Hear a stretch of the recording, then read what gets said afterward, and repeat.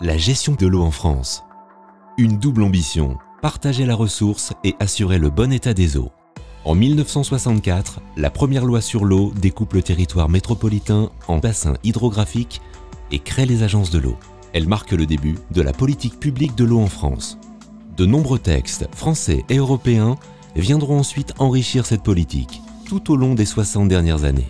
En 1964, 1992, 2000, 2006, 2009, 2016 et 2021.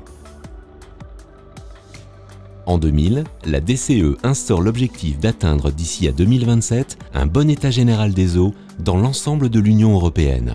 En France, dans chaque bassin hydrographique, cet objectif est décliné par un schéma directeur d'aménagement et de gestion des eaux, SDAGE, qui en fixe les grandes orientations.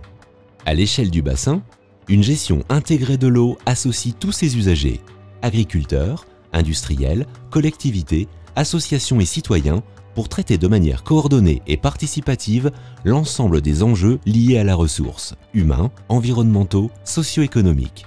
Dans chaque bassin, plusieurs acteurs majeurs mettent en œuvre cette gestion coordonnée. Le comité de bassin, Parlement de l'eau, définit la politique et les actions à mener en matière de partage et de protection de la ressource en eau. L'agence de l'eau met en œuvre la politique du comité de bassin. Pour cela, elle perçoit les redevances des usagers de l'eau et les redistribue dans le cadre d'un programme pluriannuel, sous forme d'aide aux collectivités, acteurs économiques et non économiques pour leurs projets contribuant au bon état de la ressource. Le préfet coordonnateur de bassin et les services de l'État. Les collectivités territoriales et établissements publics de coopération intercommunale, EPCI, l'Office français de la biodiversité, OFB. Cette organisation originale et décentralisée facilite la concertation et permet aux agences de l'eau de répondre au mieux aux enjeux propres à chaque territoire. Elle a servi de modèle dans d'autres bassins à travers le monde. Dans leurs actions, 4 grandes priorités guident les agences de l'eau. Garantir le bon état des eaux en réduisant les pollutions de toutes origines et par temps de pluie. Gérer et partager les ressources en eau. Restaurer les milieux aquatiques, leur fonctionnement naturel et la biodiversité. Agir pour préserver et restaurer la qualité et les habitats naturels des eaux côtières. Chaque bassin s'est doté d'un plan d'adaptation au changement climatique.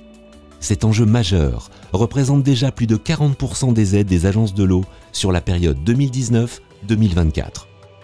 6 agences de l'eau, une mission commune pour l'eau, la biodiversité et le littoral.